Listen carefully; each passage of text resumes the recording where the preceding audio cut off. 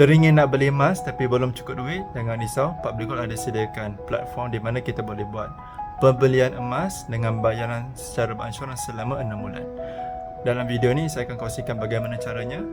Tonton sampai habis, save video ni untuk rujukan masa akan datang.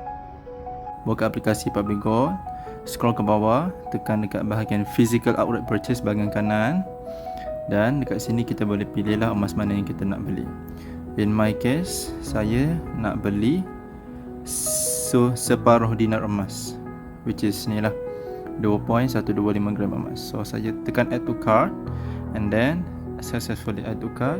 So once dah add to cart, dan kita boleh saya nak ambil kat saya, tukarkan kuantiti kepada 1. So tekan check out. So dekat bahagian atas ni kita ada payment option. Daripada full payment, tekan easy payment purchase, select APP month 6 months. So dekat sini bila kita scroll ke bawah, harga total untuk pembelian emas ini adalah sebanyak RM1,600.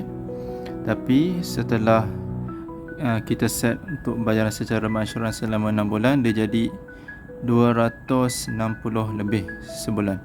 So bila saya mulakan pembelian dan bayaran pertama untuk bulan ini, bulan 1, saya akan habis bayar bulan Jun, insyaAllah.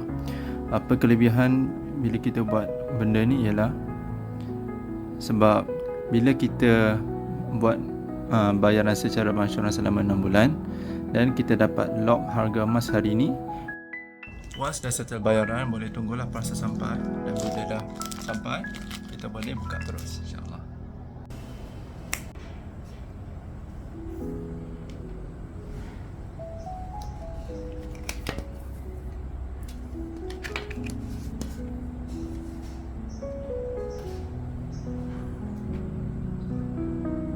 Bagi sesiapa yang teringin nak memiliki 1 gram emas, boleh DM saya untuk sebanyak sebanyak, insyaAllah.